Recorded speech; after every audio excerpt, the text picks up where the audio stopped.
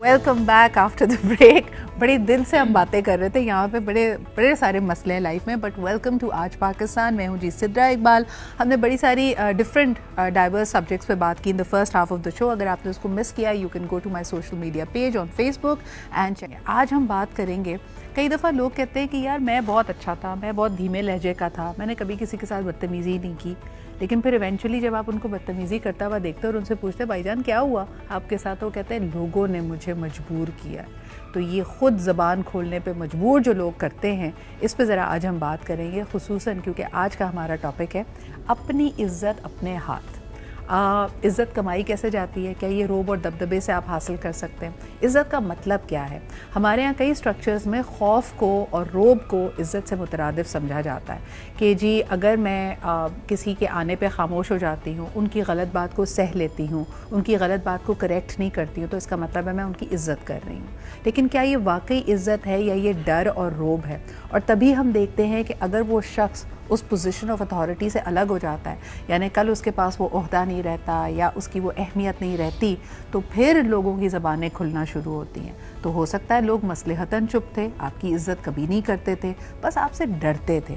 सो डर और इज़्ज़त में फ़र्क करना ज़रूरी है। आज का हमारा टॉपिक अपनी इज़्ज़त अपने हाथ। ज़रा इस पर बात करते हैं क्योंकि दोनों तरफ लचक की ज़रूरत है। जो अथॉरिटी वाले हैं ना, उनको भी समझना चाहिए कि हेलो गुड मॉर्निंग, साल 2022 आ चुका है, अब वो 1970 वाली रिवायात नहीं है, लेकिन कई वो रिवायतें अच्छी भी थी और उनका चले जाना भी एक मुश्किल बात है और समाजी रवैयों को ये याद रखना चाहिए।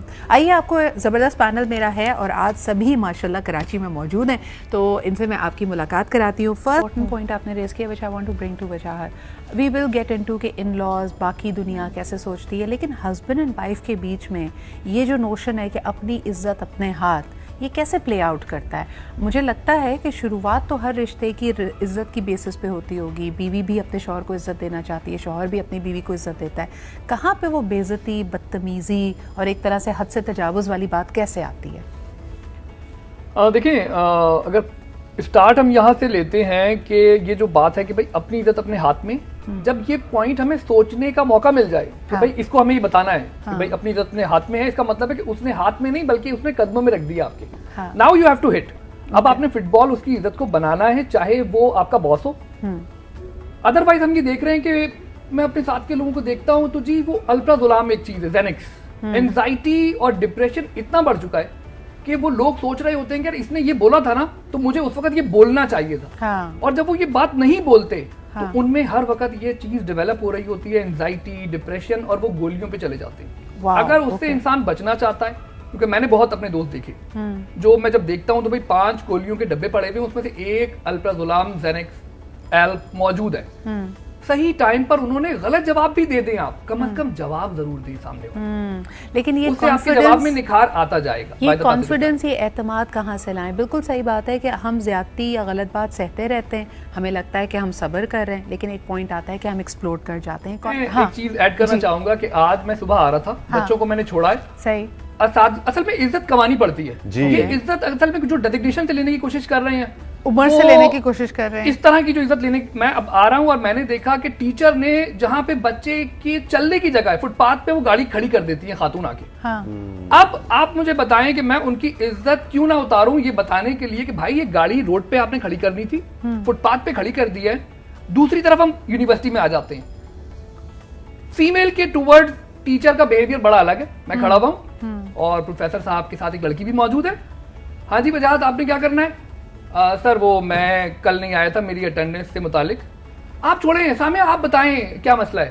सर ये बात है, और वो बिल्कुल बिच जाता है। तो देखिए जी, टीचर्स ने अपनी इज्जतें खत्म कर दी हैं और इस माशरे में हमें ये बात एग्री करूंगा। मुझे बिल्कुल आप सही कह रहे हैं। एक और इंस्टेंस याद आ रहा है, जैसे मिसाल के तौर पे जुम्मे का रोज़ आएगा, जुम्मे की नमाज अदा करने के लिए लोग जाएंगे, बिल्कुल वही बात कि जिस तरह स्कूल पे हम ख्याल नहीं रखते, हम इस बात का ख्याल नहीं करते कि राहगीरों के लिए, दूसरी ट्रैफिक के लिए मुश्किल होगी। बीच सड़क पे आप अपनी जमात मिस नहीं करें, लेकिन आपने गाड़ी वहीं पार्क कर दी, तो ऐसे शख्स की इज्जत करना बहुत मुश्किल होता है और यकीनन इसमें कॉन्फ्रंटेशन हो जाती है। छोटा सा मैसेज देखें ना आप क्या देना चाह रही हैं वो खातून, कि वो बच्चा कहाँ चले, बच्चा अगर रोड पे चले और वो अपनी गाड़ी पार्क कर रही हैं और वो कह रही है मेरा ये हेडेक नहीं है, and then I have to pay respect also.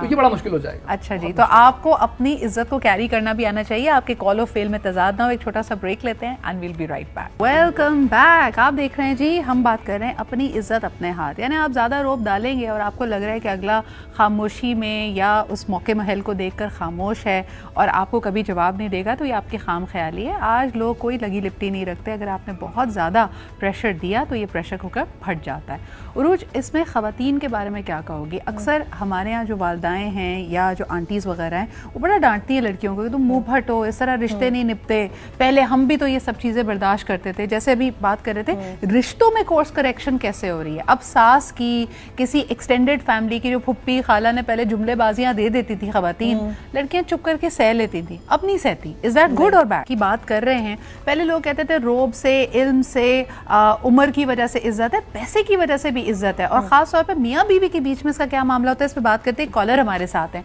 Hello, अस्सलाम वालेकुम। हेलो यार, कॉल ट्रांसफर नहीं हो रही आज। हेलो, अच्छा जी, कॉल ट्रांसफर करें जब तक हम बात करते हैं पैनल से। वजाहत क्या कहेंगे? अपनी इज्जत अपने हाथ। शौहर की इज्जत उसी वक्त तक होती है जब तक वो कमा के ला रहा है, यानी जैसे ही उसने नौकरी छोड़ी, नहीं कि घर का हर बंदा शेर होके उसको बुरा भला कहता है। ये सच है, ये झूठ है? बिल्कुल सही है। हाँ, इस पे क्या कहेंगे? क्या करें फिर? चक्की पिसिंग, चक्की पिसिंग में दोनों को कैपेबल होना चाहिए। अगर खातून भी बढ़ बढ़ के अगर जवाब दे रही and if she is educated, और कभी टाइम आए और की एंड का मूवी वाली बात, और अगले को बताया जाए कि भाई आप भी कुछ कमा के दिखा दें, तो दिखाना, अगर वो नहीं दिखा सकती तो then she has to pay respect कि भाई ये बंदा आज की तारीख में थोड़ा क्राइसिस में आ गया, सही, तो थोड़ा, बट इज्जत इसी बात पर है कि भाई कमा रहा है तो ठीक है, और कोई बुराई नहीं है इसमें। नहीं, मतलब आपका बेसिक रोल जो है ना। अच्छा, बीवी तो बेचारी बुराई में आती ही है, लेकिन आप देखें कि अगर दो भाई कमा रहे हैं, एक की नौकरी चली जाती है, तो माँ बाप तक का रवैया बदल जाता है। वो कहता है भाई अपनी इज्जत अपने हाथ पैर चलाओ, कमा के लाओगे इज्जत मिलेगी। देखिए, माँ तो मैं बताऊं, जो ज्यादा बिगड़ा हुआ बच्चा है ना, वो नहीं भी कमाएगा तो माँ का रुझान हमेशा उस बिगड़े हुए बच्चे की तरफ होगा जो नहीं कमाता। उसके लिए रोटी जरूर रखी जाएगी। हाँ। और नहीं, माँ, क्योंकि वो माँ है, माँ है ना, आप पैसे से नहीं मिला सकती वो, बल्कि बिगड़ा हुआ बच्चा जो रुपया भी कई बार नहीं ला रहा, उसकी रोटी पका कर ही बंदा रखेगा और कई बार उठ के सालन गर्म कर देगा। बिल्कुल सही है ना। माँ का रोल बड़ा डिफरेंट है। वालिदैन को आप इससे निकाल दें। बाप तो करता है, बाप तो कहता है कि भाई तुम्हें पढ़ाया लिखाया, अच्छी तुम्हारी डिग्री करा दी, अब तुम निकलो कमाओ। वालिदैन का रोल बहुत डिफरेंट है। वालिदैन में वालिद कई बार ज्यादा mothers differentiating. I have seen personally, जो हमारे पेशेंट्स आते हैं, यहाँ पर केसेस आते हैं, तो आई हैव सीन के माँ ज़बान दराजी की वजह यही लोग बनते हैं। क्या आप इससे एग्री करते हैं? अच्छा, पहले कॉलर्स ने एक बात की कि भाई इज्जत देंगे इज्जत मिलेगी। माशरा इस वक्त इस तरह चल रहा है कि अगर आपने मोहल्ले में एक शख्स को 4 बार सलाम कर लिया है ना, जबकि इस्लाम में ये बात आई है कि जो पहल करे इस्लाम में, सही, आपने 4 बार अगर सलाम कर लिया, 5वीं बार में वो और उसके बेटे भी एक्सपेक्ट करेंगे। एक रिश्वतखोर हमारे यहाँ रहते हैं, और जब 4 बार सलाम कर लिया, now he is expecting you to pay सलाम एवरी टाइम। तो ये वाली बात कि आप इज्जत देते चले जाएंगे। माशरे में छोटे लोग ज्यादा बढ़ गए, अब वो चाहते हैं कि आप हर बार आप ही सलाम करें, और अगर आपने नहीं किया तो वो आपके गले भी पड़ सकते हैं। नहीं, तो इसमें बुराई क्या है?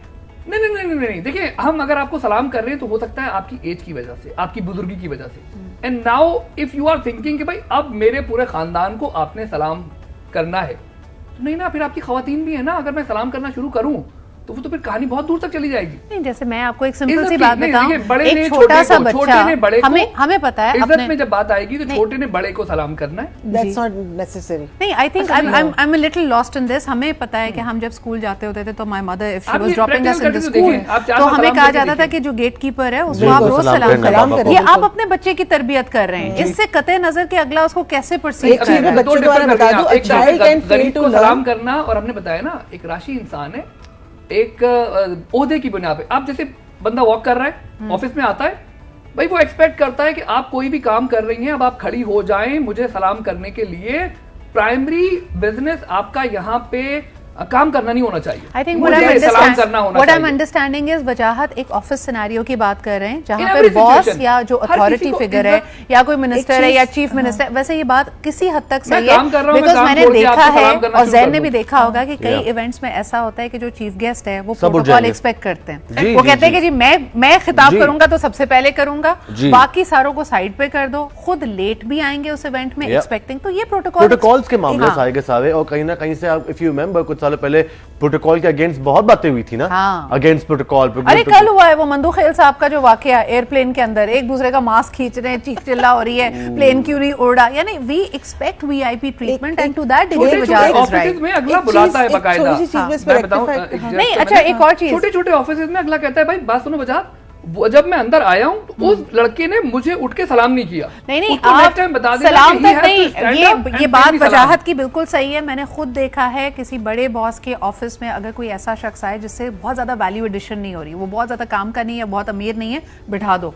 यानी लोग घंटा घंटा भर बैठ के मिनिस्टर्स का या वो पब्लिक जो लोग हैं जो उनकी खिदमत के लिए होनी चाहिए, उनको फैसिलिटेट करने के लिए होनी चाहिए, उनके दफ्तर के सामने खड़े हैं। जबकि कोई बड़ी गाड़ी में उतरा, अपने प्रोटोकॉल के साथ डायरेक्ट अंदर चला गया, उसको सेक्रेटरी ने ना रोका, बल्कि आइए सर चाय लेंगे या कॉफी लेंगे, वो अंदर। और जो बाहर बैठा बेचारा 1 घंटे से सड़ रहा है इंतजार करते हुए, वो सड़ता ही रह जाता है। तो फिर उसका पॉइंट बनता है, आज आपको ट्विटर मिल गया है, आप अपने कथारसिस करते हैं, आप कहते हैं जी ये हो रहा है, तस्वीर लेते हैं। क्या ये सही है? इज्जत अपने हाथ में, आई थिंक सोशल मीडिया का एंगल लाना बहुत जरूरी है। कॉलर से जल्दी से बात करते पहले। हेलो अस्सलाम वालेकुम। बिस्मिल्लाहिर्रहमानिर्रहीम, अस्सलाम वालेकुम। वालेकुम अस्सलाम। ख्वाजा शाहिद बात कर कराची से। जी शाहिद साहब क्या कहेंगे?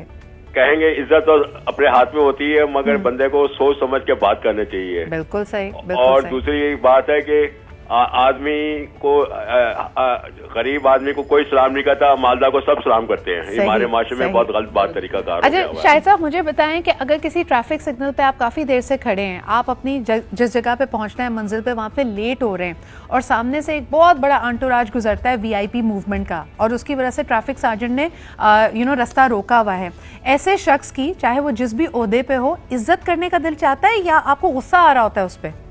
आदमी को गुस्सा तो आता ही है, बर्दाश्त कर लेनी चाहिए, मगर ऐसे नहीं होना चाहिए। पोर्टुगल हमारे मुल्क में बहुत गलत तरीका कार है। हाँ। ये हमारे प्राइम मिनिस्टर साहब ने वायदा किया था इसके ऊपर, मगर अमल नहीं किया, अफसोस आता है। हमारे प्राइम मिनिस्टर साहब की बहुत अच्छी अच्छी बातें बताते थे, अगर वो एक भी बात कर लेते आज हमारा मुल्क बहुत तरक्की कर जाता। बहुत शुक्रिया जी अकरम साहब कॉल करने की, शाहिद साहब कॉल करने के लिए। एक ब्रेक लेते हैं। और वाकई ये गुस्सा जब बढ़ जाता है तो ये जुमला बिल्कुल सादिक आता है कि अपनी इज्जत अपने हाथ। अब आप किसी कतार में अगर खड़े हैं और रूल्स एंड रेगुलेशंस को फॉलो कर रहे हैं और कोई शख्स लाइन को ब्रेक करता है या किसी को प्रोटोकॉल दिया जाता है या किसी का काम फास्ट ट्रैक में करने की कोशिश की जाती है, अब लोग इस पे छोड़ते नहीं हैं आपको। या तो आपकी वीडियो बनाएंगे या जुमले कसेंगे या अपने गुस्से का इजहार ज़रूर करेंगे, जो कि शायद ज़रूरी भी है। एक छोटा सा ब्रेक लेते हैं and we'll be right back. Welcome back after the break. अपनी इज्जत अपने हाथ। अब आप कोई नाइंसाफ़ी देखते हैं तो जिस तरह के हदीस भी है कि या तो उसको हाथ से उस गलत काम को रोकने की कोशिश करो, यानी फ़िज़िकली, अगर आप ना कर सके तो ज़बान से कहो कि वो गलत है, और अगर वो भी ना कर सको तो यकीनन आप दिल में ये ख्याल ज़रूर रखें कि ये नाइंसाफ़ी है, ये गलत है। अच्छा, अहम बात इसमें यह है कि आप बिल्कुल, अगर आपके साथ नाइंसाफ़ी है, कोई गलत है, कोई आपकी बाउंड्रीज़ को लांग रहा है, ज़दोकोब कर रहा है, आपके साथ जुल्म कर रहा है, आवाज़ उठाइए। लेकिन हमारे यहाँ अक्सर बदतमीज़ी को भी इस बात का एक्सक्यूज़ बना लिया जाता है। It's a good thing to confront people, आपके साथ हो, लेकिन फिर उसी नहज पे रखें। आपको पता है कि हमारा दीन भी कहता है कि इंतकाम भी लेना है तो रत्ती बराबर भी ज़्यादा ना हो, जितनी ज़्यादती आपके साथ हुई है बस ये नहीं। And who is to going to measure that? तभी कहा गया है कि अफजल ज़्यादा ये है कि आप माफ़ कर दें। वजाहत इस पे क्या कहेंगे कि ठीक है, अगर कोई बुज़ुर्ग है, मिसाल के तौर पे वक्त के साथ साथ थोड़ा सख्त मिजाजी आ जाती है, सास है, ससुर है, लेकिन फिर लोग जो पलट के जवाब देते हैं तो मुझे लगता है कि उनसे ज़्यादा बदतमीज़ी या उससे ज़्यादा सख्ती करने की कोशिश करते हैं। इस पे क्या कहेंगे? देखिए, बुजुर्गों को हमें माफ़ कर देना चाहिए, मगर when it comes to the same age, मैं शादी हुई हमारी, एक साहब मिलने आए इंडिया से।